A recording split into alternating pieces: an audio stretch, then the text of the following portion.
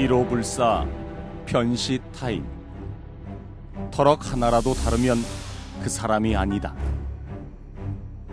살아있는 눈빛, 터럭 한 올, 주름 하나, 점의 위치까지 있는 그대로 사진을 찍듯 화폭에 옮겨놓은 조선의 초상화. 꼭 닮은 외모뿐 아니라 인격과 정신까지 붓끝으로 그려낸 화가 채용신.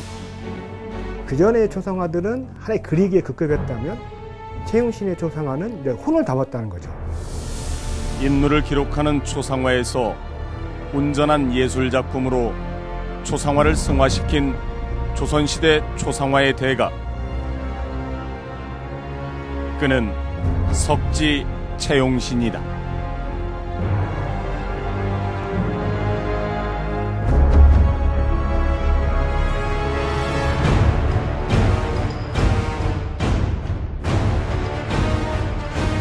여기 보이는 조선시대 왕들의 어지는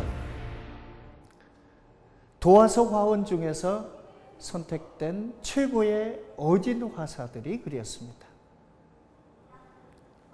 이는 도화서의 존재의 이유이기도 했죠.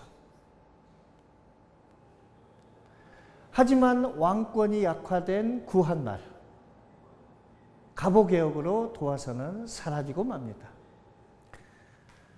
태조 어진을 복원하려던 고종 황제도 마땅한 어진 화사를 직접 구애하는 입장에 놓이게 되는데요.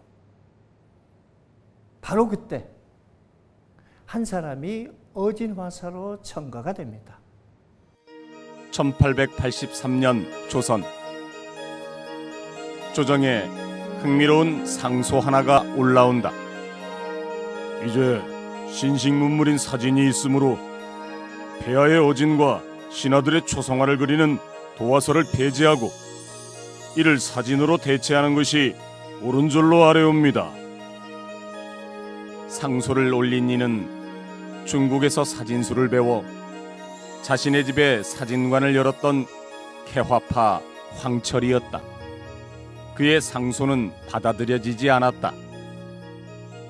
하지만 1896년 갑오개혁이 시행된 후 독립관청이었던 도화서는 결국 규장각 소속으로 편입되고 점차 그 기능이 유명무실해진다. 한편 조선에서 대한제국으로 국호를 바꾼 고종은 국가의 정통성을 세우기 위해 태조영정을 다시 그리기로 한다. 하지만 도화서가 축소되면서 권례엔 실력 있는 어진 화사가 없던 상황. 고종은 깊은 고민에 빠진다. 경성내외를 막론하고 그림에 능한 화사가 있는가? 전라도 완산군에 살고 있는 전 첨절부사 채용신이 그림 실력이 뛰어나옵니다. 성 안에 그의 그림이 있느냐? 예, 신의 상을 그렸고 판서 김성근과 김규홍, 홍순영의 상을 그렸는데 보는 이들이 감탄하여 대단히 닮았다고 하옵니다. 고종은 채용신의 그림을 확인하고 그를 태조어진을 모사할 주관화사로 임명한다. 채용신의 나이 51살의 일이었다. 전업 도화서 화원이 아님에도 불구하고 어진 화사가 된 채용신. 그의 원래 직업은 무관이었다. 37의 무과에 급제해 종 3품, 돌산진, 수군, 첨절제사를 지낸 채용신이 어떻게 당대 최고의 화원만 되던 어진 화사에 임명될 수 있었을까? 사실 채용신은 무관에 임용되기 전부터 그림 실력으로 출중한 인물이었다. 22살에 대원군의 초상을 그려 신필이라는 극찬을 받았으니 그의 명성이 사방에 알려지자 그 소문을 듣고 납폐를 원하는 자가 부지기수였다고 한다. 그의 소문을 들은 흥선대원군은 채용신이 22이 된 무렵 자신의 초상화를 그려줄 것을 부탁하고 이 일로 채용신은 화가로서 이름을 세상에 알리게 된다. 당대 고관 대작들의 초상화를 그리면서 조선말 최고의 스타 화가가 된 채용신이었지만 그가 어떻게 빼어난 그림 실력을 갖추게 됐는지는 잘 알려져 있지 않다. 아마 제가 보기에는 자기 공부 과정을 이렇게 잘 남기는 사람은 없어요. 우리 김홍도가 겸재정선이 어떻게 그림 공부했는지 이런 게 다 알려져 있지 않죠. 초상화를 잘 그린다고 소문이 나는데 그 초상화 잘 그린다고 소문이 나기까지 이제 혼자 훈련을 했겠죠. 도성 내 고관 대작들의 초상화를 그릴 만큼 그림에 뛰어난 재주를 보였지만 채용신은 초상화가로서의 명성을 뒤로 하고 37 늦은 나이에 무과에 급제해 무관의 길을 걷는다. 관직 생활 중에도 틈틈이 그림을 그린 그는 벼슬에서 물러난 후엔 익산에 정착해 작품 활동을 이어간다. 채용신의 나이 51살이 되던 1900년 그해 어명을 받들어 삼가 태조 황제의 성모를 흥덕전에서 이모하였는데 임금께서 사랑하여 더욱 중히 여겼고 수차례 금과 옥을 하사받았다. 임금과 여러 신하들이 지켜보는 가운데 채용신이 신패를 휘두르니 조정이 모두 놀랐다. 태조어진 주관화사로 실력을 인정받은 그는 역대 임금의 어진을 모셔놓은 선원전이 불에 타자 다시 부름을 받고 어진을 그린다. 태조, 숙종, 영조를 비롯한 7 임금의 어진을 그린 채용신은 마침내 1901년 고종 황제의 어진을 그리게 된다. 명실공히 조선 최고의 초상화가 자리에 오른 것이다.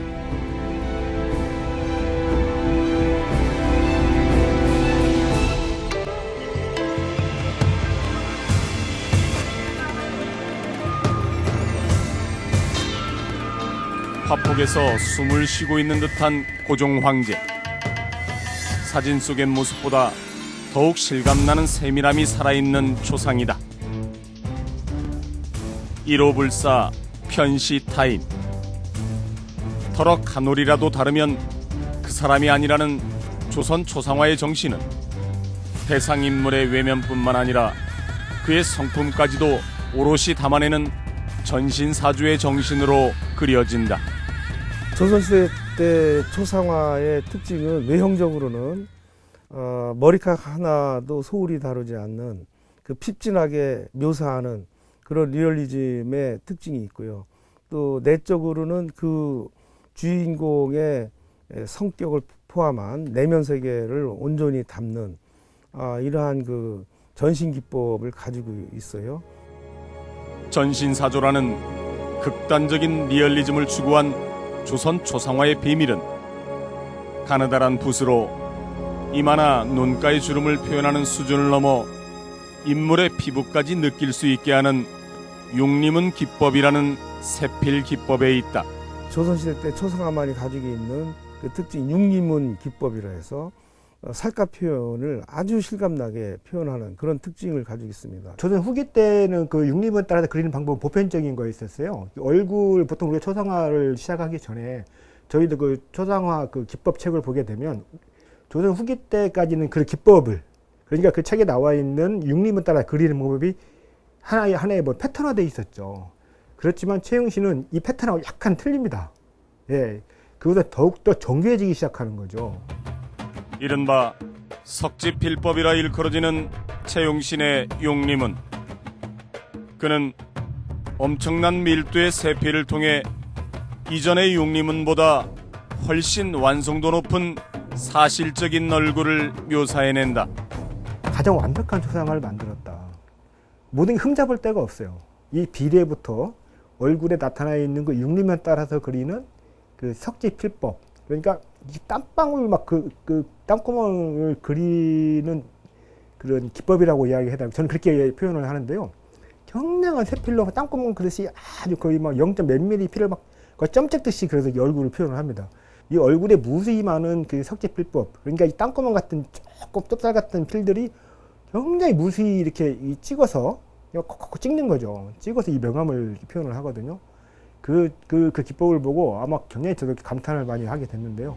고종의 어진 역시 채용신의 석지필법에 의한 세밀한 용림은 기법이 사용됐는데 후덕하고 두툼한 용화는 만지면 온기가 느껴질 듯한 생명력이 느껴진다. 채용신 초상화의 특징은 용림은 뿐만이 아니다. 조선 중기 대유학자이자 정치인이었던 우암 송시열의 초상화. 17세기에 그려진 것으로 추정되는 조선 중기의 대표적인 작품이다. 국보 239호로 지정된 이 초상화는 의복의 주름은 간결한 선으로 표현하고 얼굴은 군더더기 없는 선과 담백한 채색으로 그려져 있다. 송시열의 얼굴과 고종 황제의 얼굴을 들여다보면 분위기가 사뭇 다른 느낌인데 두 작품 모두 매우 사실적인 표현이 돋보이지만 송시열의 얼굴은 음영, 즉 그림자가 미흡하다. 눈 주위와 코, 입 주변의 굴곡을 선으로 표현하고는 있지만 빛에 의한 밝고 어두움은 느낄 수가 없다. 이런 경향은 전통적인 조선 초상화의 특징이기도 한데 조선 후기에 서구 문물인 사진과 서양화가 전해지면서 변화를 가져온다. 조선 말기 들어오면서 이제 사진술이 들어오기 시작하거든요. 특히 서양 화법하고 이 명암법이 들어오면서 약간 더욱더 이제 리얼해지기 시작하는데요. 채용신은 그 사진술을 적용을 하되 음영법을 자기만의 아니 석지필법을 이용을 해서 전통 화법에 절묘하게 그 결합을 시킨 거죠. 예, 그런 측면은 아마 이 채용신 초상화가가 유일하지 않을까 이런 생각이 듭니다. 얼굴에 음영을 넣음으로써 평면적이었던 얼굴에서 입체감이 느껴지는 얼굴로 표현 기법이 달라지기 시작한 것이다. 하지만 이런 서양식 음영법은 인물에 집중해야 할 초상화에서 자칫 그림에 대한 집중도를 떨어뜨리는 부작용이 있다. 빛이 오는 방향에 따라서 빛이 받는 부분은 밝고 이게 안 받는 부분은 어두워지지 않습니까? 그 그늘이 명암이 생기고요. 빛 측면이 세탁이 되면 저도 빛이 사람의 눈을 보고 정면을 보는 게 아니라 빛이 왜 이렇게 누르지? 이걸 먼저 보게 돼 버리는 거거든요. 물론 사실적인 측면은 있지만 초상화가 가지고 있는 진정성 아니면 어떤 숙모에서의 어떤 그 정신적인 것들이 좀 감해지는 그런 역할을 하는데, 근데 빛이 양쪽에 들어서 빛이 좀 새버리면 이 사람이 갖고 있는 어떤 인품보다는 그 전제에 가진 표현법으로 가버리는 거죠. 채용신은 보다 사실적인 묘사를 위해 조선의 전통적인 용림문과 서양의 음영법을 동시에 적용하면서도 인물에 대한 집중감을 잃지 않는 자신만의 기법을 발전시켰다. 그것은 음영을 이용해 입체감을 표현하되 빛이 어디에서 들어오는지 그 방향을 보여주지는 않는 것이다. 빛의 방향을 보여주지 않는 채용신만의 음영법. 거기에는 또 다른 비밀 한 가지가 숨어 있는데 그것은 바로 백광법이다. 채용신이 그린 초상화는 자세히 보셔야 돼요. 이 코를 중심으로 양쪽이 똑같습니다. 백광법이 굉장히 중요한 역할을 하는데요. 이 코를 중심축으로 해서 양쪽의 명암이 똑같아요. 빛을 보되 본인이 그것을 재해석을 한다는 얘기죠. 백광법이라는 것은 우리가 배채를 할 적에 우리가 조개가루를 이렇게 얇게 빠져서 만든 물감 호분이라고 하거든요. 호분을 이렇게 두껍게 칠하게 되면 앞에 있는 부분, 이 광대뼈하고 코 있는 이 밝은 부분은 더욱더 밝아지고 이 어두운 부분 있죠? 코 이쪽 맞닿는 깊숙이 파인 부분은 더 어둡게 보이는 그런 효과가 나요. 그런 것들을 석지 그 최용신 그 초상 화가가 굉장히 극대화를 잘 살렸다 이렇게 표현할 수가 있을 것 같습니다. 채용신의 이런 기법은 일본의 강제합병 직후 조약 체계를 슬퍼하며 자결한 매천 황현의 초상화에서 두드러진다. 이 초상화는 황현이 죽고 난 후 생전에 찍은 그의 사진을 보고 그렸는데, 사진을 보면 매천의 왼쪽 입부분이 밝고 오른쪽 턱선이 어두워 대각선으로 빛이 들어오고 있음을 알 수 있다. 하지만 채용신이 그린 그의 초상에서는 이런 빛의 방향이 보이지 않는다. 대신 치밀한 육리문과 안면 굴곡을 표현한 섬세한 음영, 그리고 안경 너머 의연한 선비의 눈빛, 나라를 걱정하며 자결한 매천의 굳은 절개와 강직한 정신이 사진보다 훨씬 사실적이고 강렬하게 다가온다. 최용신 초상화 때 색을 자세히 한번 보셔야 돼요. 굉장히 맑은 게 아니고 약간 텁텁해요. 그 느낌이 아마 화원화가 아니기 때문에 그렇지 않나 생각이 드는데, 색이 약간 굉장히 탁합니다. 보시면. 그렇지만 어떤 그런 것들이 이 사람을 그리는 대상을 어떤 그 정신적인 것들을 더 많이 표현하게끔 하는, 이거 기법 잘 그린 애가 아니에요. 잘 그린 애가 아니라 이거 뭔가 막 느낌이 와요. 사진을 보고 그린 매천의 초상화는 약간 측면상이지만 그 외 채용신의 거의 모든 작품은 정면을 바라보는 모습이다. 하지만 수많은 조선의 초상화 중 채용신의 작품처럼 완전 정면상을 그린 것은 그리 많지 않다. 조선 전기 중기 때까지는 정면상이 거의 없었고, 대개 이제 그 측면상이 약간은 8, 9분면상이 대세였었거든요. 사실 그 이유가 뭐냐면 이 코 때문에 그러는 겁니다. 정면상 그리면 코가 얼마나 높은지를 그리기가 굉장히 어려운 거예요. 그래서 자세히 보면 약간 측면상을 해서 이 선을, 콧선을 이렇게 그었습니다. 선을. 그것을 코의 높이나 이런 것들을 표현을 하죠. 훨씬 선을 긋게 되면 이 명암 처리가 훨씬 하기가 쉬워요. 선형법으로. 그런데 아마 그런 것들을 정면상을 유독히 잘 이렇게 좋아했던, 이 코를 세우기 위해서 굉장히 많은 노력을 한 거죠. 사실 그 백광법도 사실 그런 거에서 도출되었다고 볼 수가 있는 거죠. 한국 회화 사상 가장 많은 초상화를 그린 석지 채용신. 인물의 정신까지 온전히 담아내고자 했던 그의 평생의 붓질은 한국 미술사에서 누구도 범접할 수 없는 독보적인 초상화를 완성해냈다. 조선시대의 초상화 형식의 전통, 그 전통적인 형식에다가 이제 새롭게 들어온 서양의 화가도 들어오고 서양 인물화법, 초상화법 이런 것도 이제 확실하게 알게 되고, 이런 새로운 형식, 새로운 서양화 형식을 전통적 초상화 기법과 이제 접목시켜서 근대적 방식 혹은 새로운 시대의 새로운 초상화 형식을 완성했다고 봐야죠.